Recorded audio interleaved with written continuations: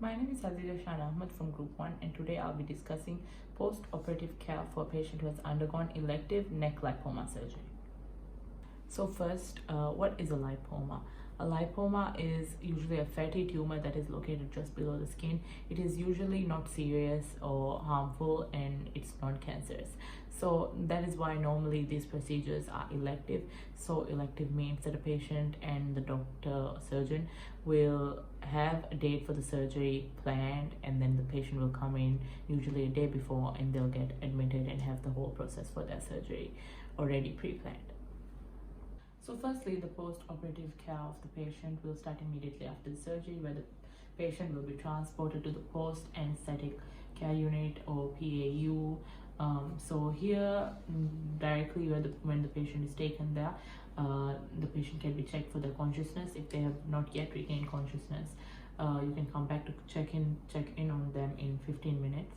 And by then, if the patient has regained consciousness, you can start with your first visit, which they will probably receive at the PAU. For example, if the surgery had occurred at 7 a.m. or 8, the patient will probably remain in the PAU for 1 to 2 hours maybe before the patient is transported to the private ward.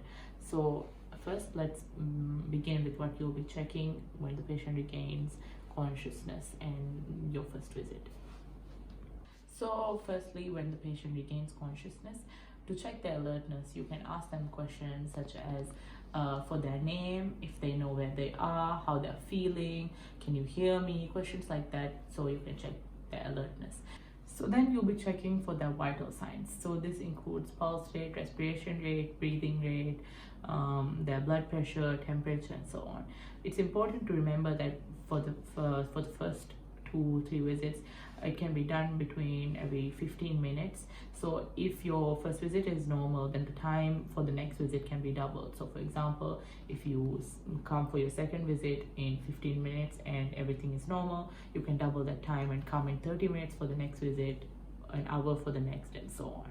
So it is also important to keep an eye on the vital signs, as changes in these vital signs can indicate post-operative shock due to bleeding or dehydration, inflammation, post-operative infection, and so on. So it is important to always take these vital signs regularly and keep a close eye on them post-operatively. In cases of post-operative shock, patient may also become confused and skin might be pale, so it's important to check for these symptoms as well.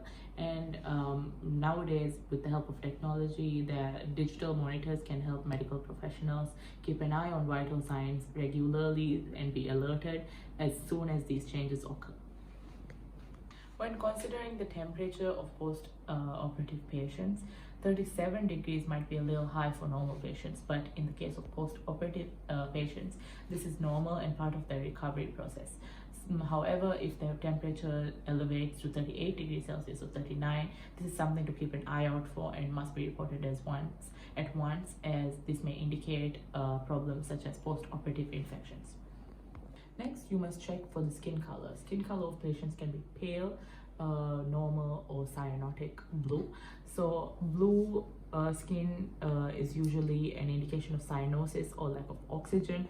Pale skin may be a sign of internal bleeding. So these are all things that you must keep an eye out for. Patient's skin must be normal. Another important part of post-operative care is checking the site of surgery. So the site of surgery must be checked for hemorrhage, the dressing state, and inflammation. So this includes checking the color for redness, inflammation, and also local heat. All of these are signs that indicate infection. So these are stuff to keep an eye out for. Additionally, wound drainage, NG, tube losses, and also urine output, all of those can also be checked. Most patients post-operatively have an IV access, but especially with a surgery like lipoma excision, this IV can be removed after a couple of hours. So for instance, if the surgery happened at 7 a.m., probably around 12 p.m., the IV access can be removed. Hello, sir. Can you hear me? Yes. Do you know your name? Yes, my name is Richard. Do you know where you are? This should be the hospital, right? Yes, you just had your surgery. The surgery went successful. I'm now here to check on your vital signs. Is that okay?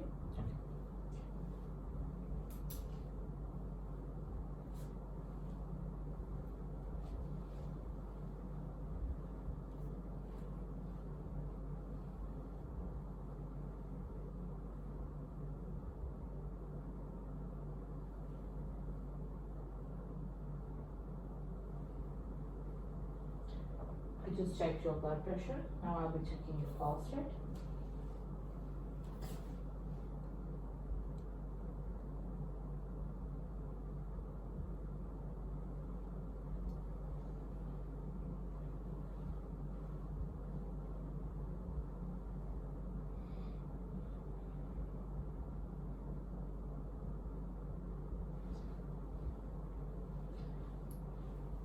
Your blood pressure, pulse rate, and respiration rate all seem to be normal. Now I'll be checking your site of surgery.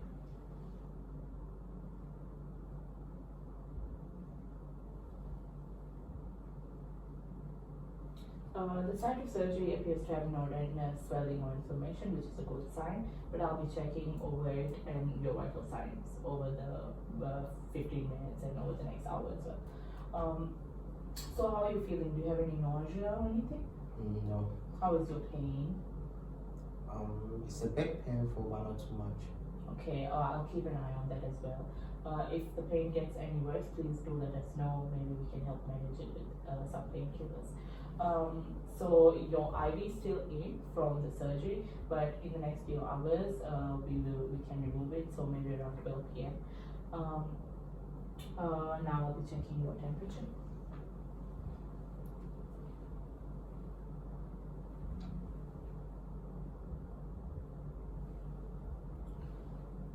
Your temperature is 37, which is normal for post-operative patients.